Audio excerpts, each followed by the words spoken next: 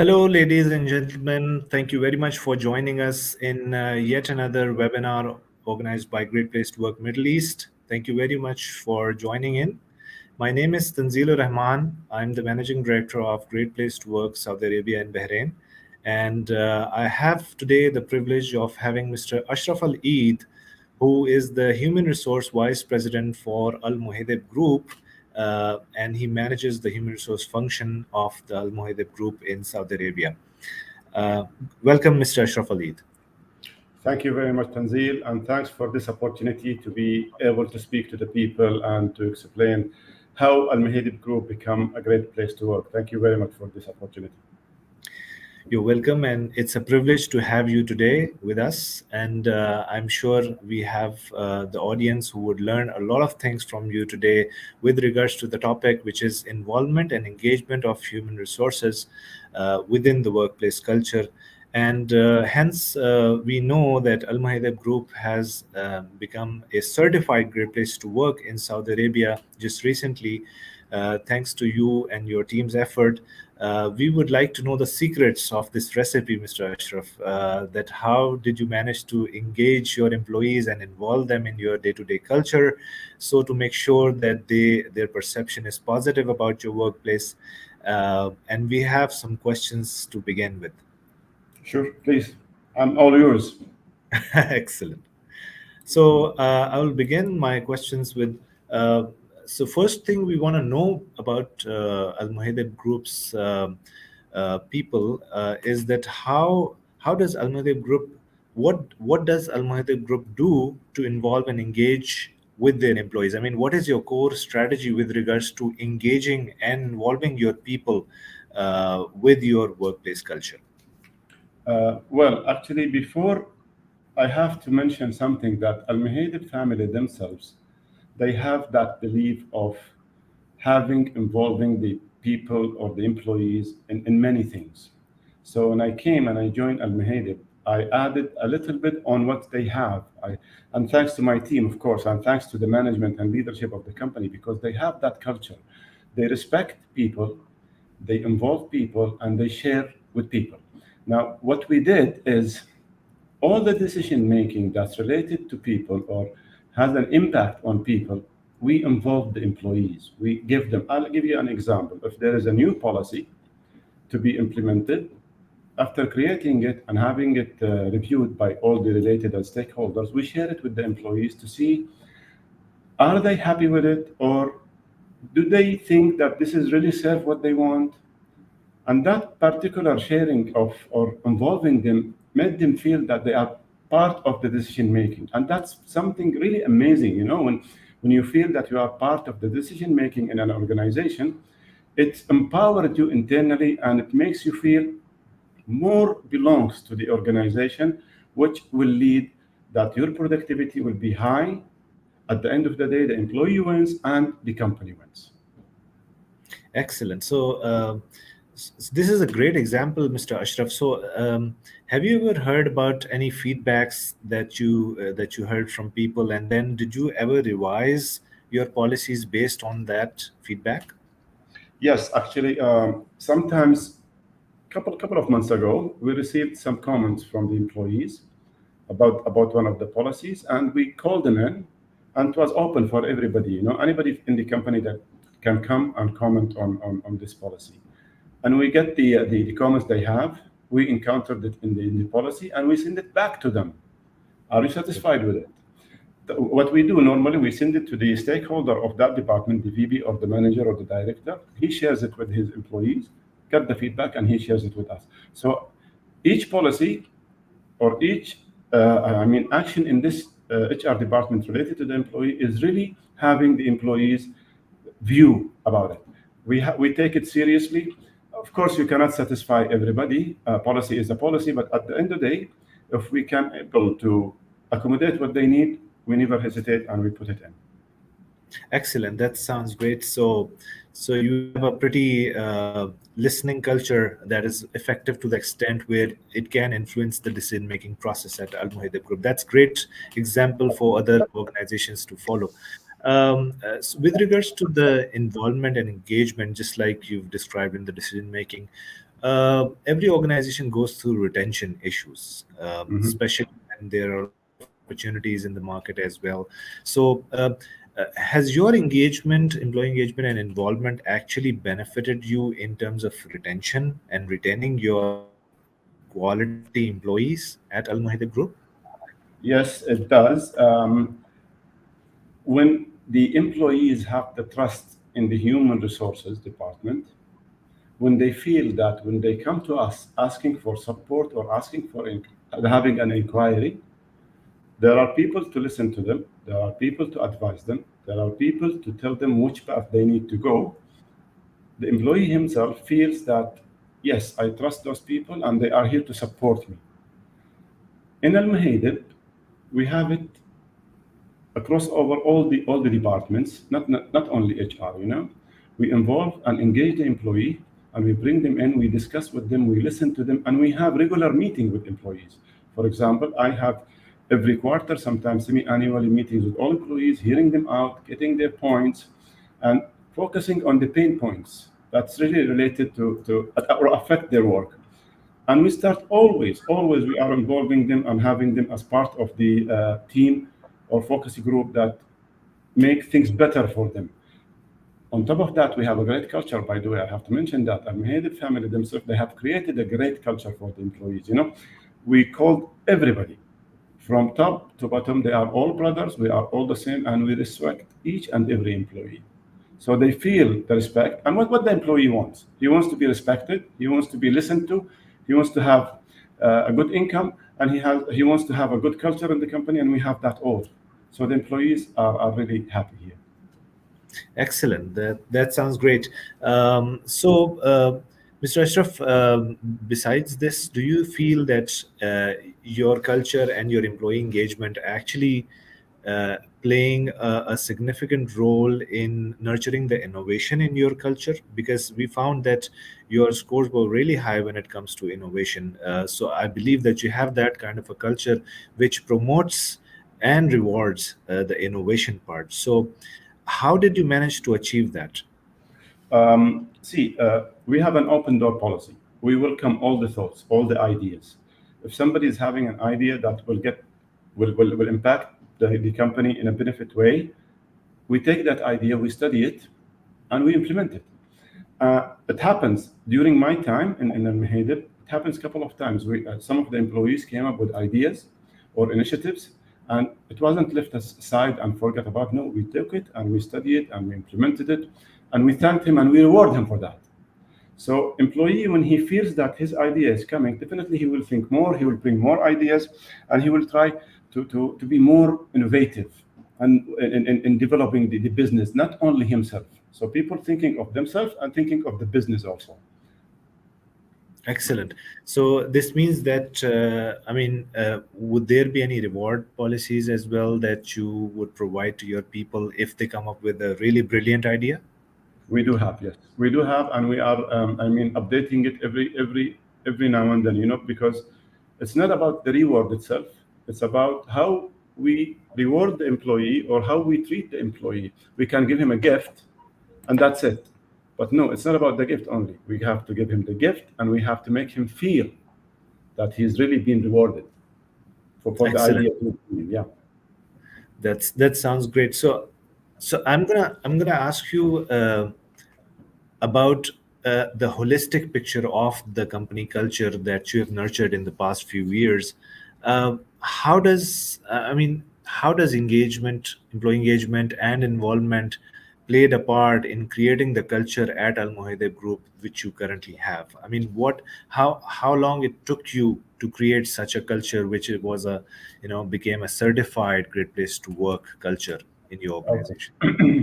When I came and I joined Al Mahidib, this culture, good environment is there. But definitely there will be some shortfalls here, some missing items there. I met with the employees and I told them we need to enhance the culture. And I involved them. I told them we need your support. We need your feedback. We cannot win without you. In order for us to achieve our KPIs, we need your support.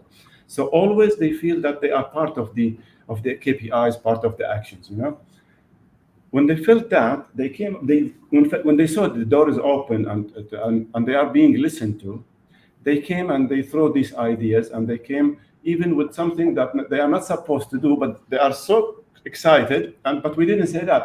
No, we didn't stop them. We are always welcoming their thoughts. So we brought them in, and we have studied and actually analyzed the shortfalls and the pain points area, and we tried to fix it with them. Okay, so the satisfaction survey, or the satisfaction level that we have, it comes because they feel that they did the innovation, they did the updates, they did the things that they feel it's working, it's their working, it's their things. It's not only HR or other department, it's the employees themselves. They are always on top of everything. And I call them the bosses, by the way. That's a great thing to be called, definitely. I must appreciate that. I really like the way you've nurtured the growth of your culture in a way where you actually co-own the culture, right? You cumulatively co-owned it with your people, and you implemented listening strategies in order to make sure, and you made it happen. You made it look like it's happening, so that Yes, it does not go in vain, right? So people see that what they say has some meaning, and it's taken seriously by the management, and it's being implemented. So it provided this co-owning the culture kind of a perspective for your workplace. uh, so if I may ask about, like, how did you nurture the commitment, motivation, and loyalty? Because I found that usually if someone joins Al Muhaidib Group, he stays for a pretty long period of time. So what is the secret behind nurturing this loyalty with Al Muhaidib Group? okay. There are lots of things. One, the family themselves are very respectful, very humble, very supportive to all employees, despite their nationality or even religion. We don't look at these things. We treat them all as humans, as brothers. Whenever there is a way or there is a room to support, nobody stops. Whenever there is a way or a room to develop, nobody stops. So our people, again, the employee wants to have a place where he feels he's part of it, where he feels the family sense. Our employees here, they are all feels family members. And the owners and the family themselves, the owners of the organization, they call them brothers and sisters, and they feel that they are brothers and sisters. There is no lie behind that. We treat them with respect. That's the golden word, respect. Employee really needs to be respected.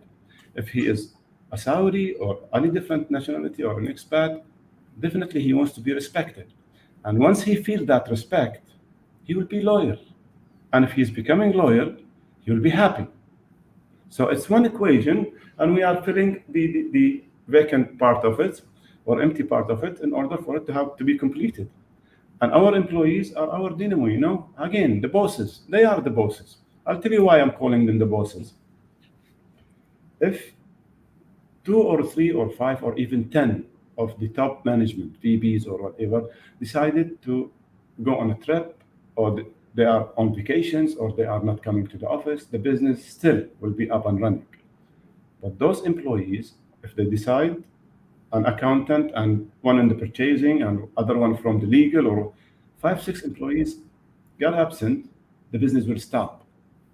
So it is them.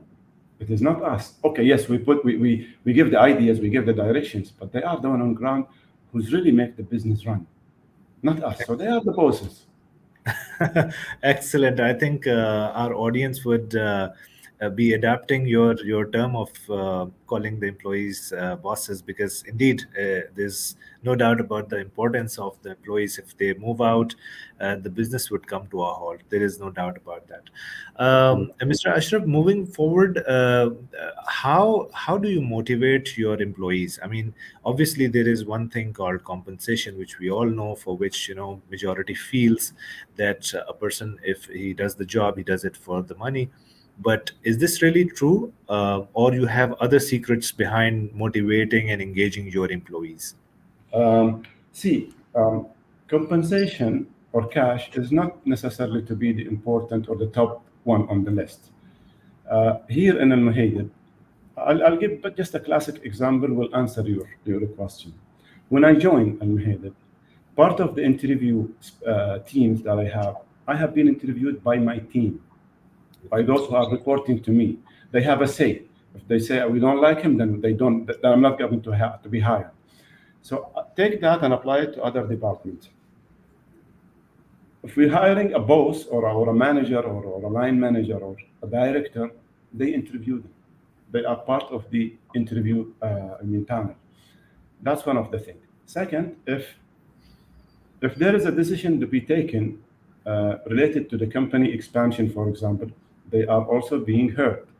Okay, if there is something to be done in the organization related to not only compensation or cash take home or anything, it is related to the culture itself. We are taking their opinion. Their input is always there, not in only one parallel, it's in different parallels. Okay, so they are part of the foundation of the organization where they feel belonging, they feel that they are respected, they feel that they are listening to, they feel that their opinion is really valued. So if you take all this together, the employee definitely will be motivated. 100% he will be motivated. He has a good people to work with. He has good line manager. He has good HR department. He has good CEO of the organization. He is good family owners of the. What else he wants? True. Of course, cash will never be, enough for all of us. But if you take the cash and you take the other things beside it, it's a complete package. Our employees are motivated. Of course, there will be some people who are not motivated due to certain things, but if you take the overall, not everybody in the company is motivated and happy. Indeed. Excellent point, Mr. Ashraf.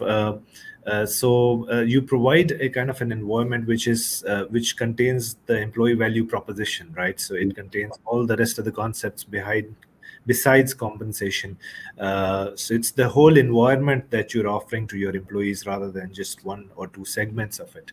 Um, Stepping ahead into the conversation, Mr. Ashraf, I would like you to identify for us like what kind of general challenges you face when you set up a culture. What kind of general challenges are an obstacle and needs to be removed, and if you felt the same, how did you manage to remove those obstacles in order to create such a fabulous culture at Al Mahidib Group? To be honest, I wouldn't give that credit to myself. It's to the owners of the organization themselves who made sure all the time that the culture is there and people are satisfied, and to my team. Uh, I gave some ideas. My team brought lots of ideas. Employees themselves brought lots of ideas. For some of the challenges that we face, there are some requirements that came from employees about timing, about flexible time, about working home remotely and stuff like that. Definitely, we cannot accommodate all. Okay, we cannot say no also. So we have always to meet halfway. If we were able to achieve or to implement the request that came from the employee, we will not hesitate, provided that the business is not affected. If we are not being able to achieve or to implement the request that we receive from them about the business, and we say no, but we don't say no and close the door. No, we say no, but we give them alternative. We suggest alternative ways that will make them feel that yes, they cannot do it, but still yet they are trying to make us happy. I don't want to go into specific of the challenges that have been in the organization, but I gave you a general example that you can apply it on different challenges that faces by the other companies also. Indeed, yes, definitely, Mr. Ashraf. So I would just like to go into one of the specifics. Like, for example, what is talking about obstacles to the workplace culture development, it might be that what is your grievance handling policies, or how do you handle the whistle blowing process? Because not everyone, as you said, will be on board. So for the people who are not happy and wants to whistle blow, or grievance handling needs to be done to them, what kind of process do you have that maintains and their neutrality, their confidentiality, as well as serves the purpose of handling their grievances as well. See, in the organization, it used to be that anybody is having a grievance or a complaint, he will come to the HR and he will file his complaint, and HR will deal with it according to the policy. That's the old-fashioned way of doing this. Now, the suggestion that me and my team and other colleagues also came to the management or owners of the company or organization, we told them that we need to have a third party who is not even in Saudi, and all the employees will have the free number, the toll-free number to contact them, and they will, I mean, form the complaint or the grievances, and they will send it to one employee, not necessarily from HR, not necessarily from legal. An employee has to be nominated from all the department, where he will take that grievance and will direct it to the related department and will work with them until it's been resolved. So the employee will feel confidentiality. He will be satisfied and happy, and I mean, save. No, he will not feel that the complaint that he gives will impact him in a risk way, in a bad way. So that's kind of the things that we are trying to change or to update our whistleblowing policy and to handle the grievances and complaints. Still in the progress. It's not yet done. Excellent. But at least you're seeing the positive results of your policies of protecting the identities of those people. And it will be shared with the employees, by the way. After we form it, it will be shared with them. They can add, they can suggest, because this is Excellent. related to them. Since you want it to be becoming a part of your overall culture, that's why you feel it's important to share with them as well. Yes. Um, Moving ahead, Mr. Ashraf, how do you celebrate or how do you engage as in physically with your employees? Like, do you have ceremonies? Do you have celebrations? What is unique for your organization in this regard? Well, actually, we have lots of surprises, that you put it that way, to the employees. Okay, we go from HR itself.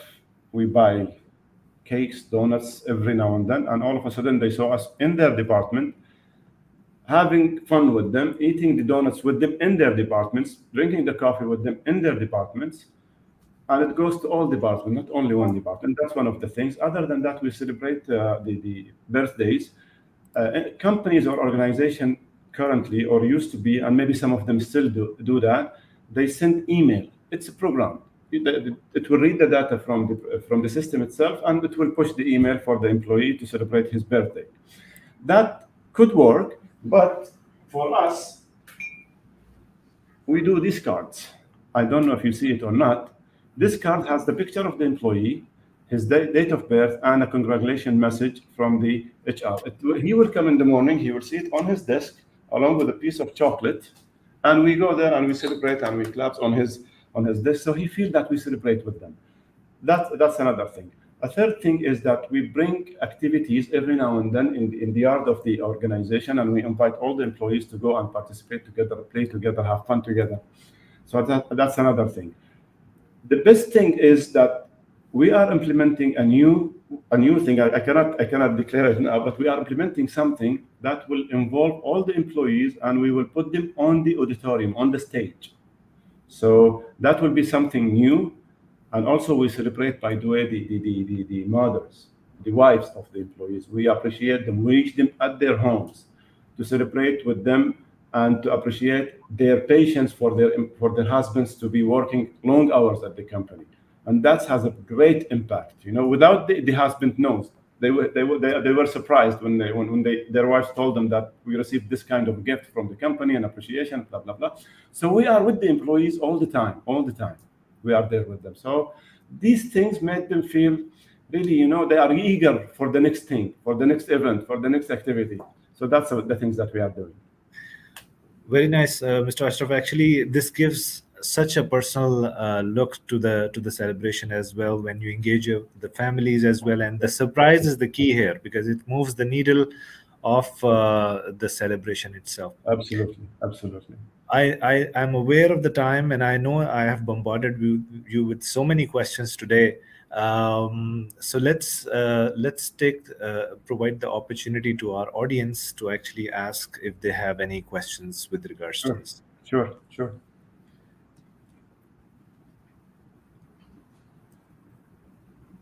Yes. Mhm. So I have a question from Mr. Muhammad El Noor, who's asking that what was your steps to actually fight the racism in your company. I mean, every organization can come across certain degree of discrimination or racism being displayed by some members of the organization. So what as the company culture owner, the steps you took to actually offset that particular notion? Uh, we in Al Muhaidib don't tolerate any racism action. If it's related to religion, if it's related to nationality, or color, or background, or anything, regardless.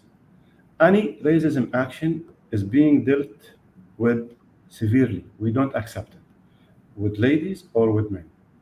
We don't accept any kind of racism. For example, if to that extent, the culture that I want them to feel or to experience is if I come to Tanzil, for example, and even if I joke with you and I say, you are from this nationality or you are that color, even if it's a joke, it is not accepted.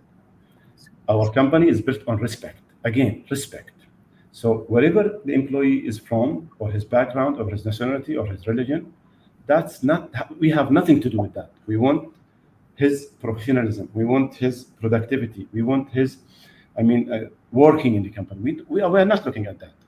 So we don't accept it. We don't tolerate it, and we will never accept it or tolerate it in the future. Excellent, Mr. Ashraf. So I see that Al Muhaidib Group is of zero tolerance to racism and discrimination. And moving ahead, um, Artisan Nelly is asking, what would you recommend in terms of engagement calendar preparation for 2023? Well, this seems to be a pretty insider question, so leave it to you to answer this question. See, actually, what I can say is that I promise employees more surprises to come, more things out of the box, but I cannot say what are they, but there will be something new that makes them more excited or eager to see and to feel it and to see it. There are lots of things coming. So Artisan Nelly, fingers crossed for 2023. Uh, Another participant, Ms. Rima Malki, is asking what changes should companies do to achieve positive core value implementations at Al Mahidib Group? Well, actually, I have one advice to all companies or all employees or everyone. Try to have or to build the relationship with employees based on two things: respect and trust. The employees, if they feel that they are trusted and they are respected, believe me, they will do wonders. They will do things that we never expected that it will come out of them. When they feel that they are trusted, they will feel that their inputs is valued. When they feel that they are respected, they will feel that they are part of the team. So if they feel that if they have these two important things, employees will make the innovation, not the company, not the owner. They will come up with ideas. And there are lots of examples in the organization where a junior employee brought an idea that makes the company rich because of that junior employee, not the owner or not the marketing or not anybody else. So we have to build that trust and respect culture in all organizations, especially organization that has a little bit of racism here and there. That should be killed, and we start to replace it with the culture based on respect and trust. That's my So, advice. so respect and culture are the key things that actually nurture the positive value preparations Yes, in a culture. yes. An anonymous LinkedIn user is asking, how do you manage multi generational differences when deciding on employee engagement activities? And this is a very good question, actually, because we are at times where there is an amalgamation of the old generation versus the generation Z and millennials. So, how do you cope with that in terms of engagement? Uh, we faced a little bit of that situation, or a couple of situations. You know, the new generation way of thinking is totally different. Okay, they are all into tech things. They are all into yani, they think fast. They don't have the patience to see the result also, and they are very smart. They outsmart everybody. My kids at home are smarter than me. Okay, yes, and I felt that I'm smarter than them, but no, they are smarter than me. Employees That's who came from this generation also and generations to come, they will be more smart. They will be more fast in getting things done. They will be. We are trying to cope up with them as much as we can, and we are giving them the chance because they are the leader of the future, not us. We are here for a period of time.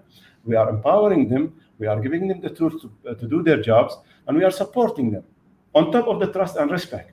So they will come and take over the business, the jobs, and they will innovate it. They will take it to a next level. I'm sure they will do. We are doing our best, but they, they are the future. They are the future, not us. So as much as we give them from trust, respect, empowerment, all these things, development, they will change. They will do wonders. They will do crazy things. excellent, excellent. So as I heard it, so you basically hear them, Yeah. involve them, Mhm. and then create engagement programs and policies according to that, so that you could be able to give them what they want, and hence they could be more engaged within your culture. You know, there is something about also this one. It's a slight example.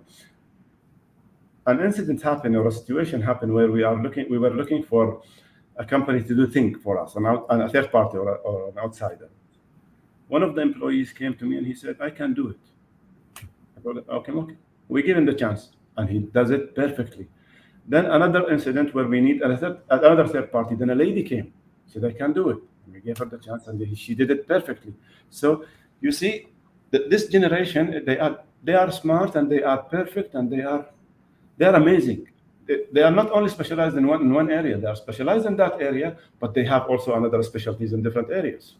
So we have to discover that and utilize it. Absolutely. Every person is unique, so you need to be listening thoroughly in order to make sure that you cater to all segments of the demographics working for your organization. Absolutely. I have another question from Ashraf Faki.